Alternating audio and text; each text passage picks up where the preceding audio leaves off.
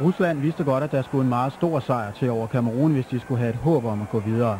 Derfor var det en god ting, at Oleksandr netop den dag var i et målhumør, som ingen anden VM-spiller nogensinde. Oleksandrs første mål.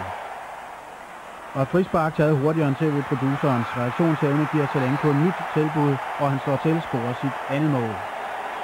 Et ægte hattrick bliver det til, da Oleksandr her udnytter et straffespark på flotteste vis. Og efter denne her smarte afleveringsspot bagud, bliver det til mål nummer 4 for Zelenko. Men også de lidt svære bolde i medløb kan Zelenko behandle ordentligt. Det 5. mål i kampen, rekord i VM-historien. En anden rekord blev også sat i kampen.